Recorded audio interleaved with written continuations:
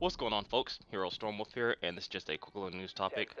It's going to be a recurrent theme from yesterday's video, so I'll talk a little bit more about that later on. But Rainbow Six Siege will not have a single-player campaign.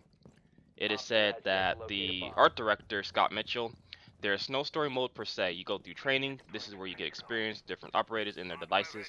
You can play against enemy AI in co-op through all maps. You can customize matches so that you're offering. So that's what we're offering single-player side of things. It's a pretty good training ground, and on top of that, you're unlocking the same content as you would playing in PvP. You're still getting stars, renown points, and operatives. So essentially, there is going to be no more story in this game, and Rainbow Six has always had a story mode to it. Matter of fact, for those who don't know, Rainbow Six Siege used to be Rainbow Six Patriots, but for whatever reason, Patriots was scrapped in favor of Siege. I guess focus groups thought that a more multiplayer focused game would sell a lot better.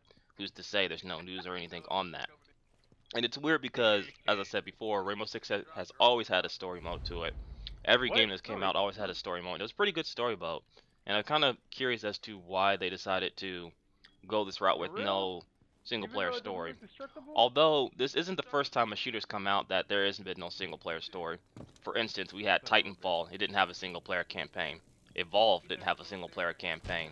The new Star Wars Battlefront is not going to have a single-player campaign. So, I think we're going to see more and more first-person shooters adopt a multiplayer hybrid style of game to where it's a single-player experience through AI training and co-op mode, but there's no single-player campaign. And if that's the case, I think that first-person shooters, if you're only going to do multiplayer, should not be costing $60 per release. Drop the price to around $35, $40. That way, the entry bar is a little bit lower to still get people playing the multiplayer, and you can sell a lot more DLC that way if you plan to go that route. And it's shitty that you're going to be selling more DLC that way because I'm not a big fan of DLC depending on the game itself, especially first-person shooters, because that's one of the best ways to nickel and dime DLC next to fighting games, but that's another story.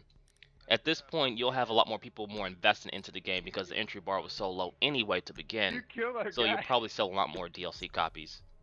I don't know, I'm not a big fan of this change. I love single-player games, especially in shooters. If you do a really good single-player shooter, it's really enjoyable. Speaking of which, if you haven't played Spec Ops: The Line, great single-player game, go check it out. In any case, I'll leave a link to the topic below so you can read it yourself. I'm not a big fan of it, as I said. I think that for whatever reason, through switching from Patriots to Siege, I guess the focus groups or the testers thought that, hey, this would be a lot better as a multiplayer game only anyway. We'll sell a lot more copies or somewhere along those lines. That's what I'm putting my money on.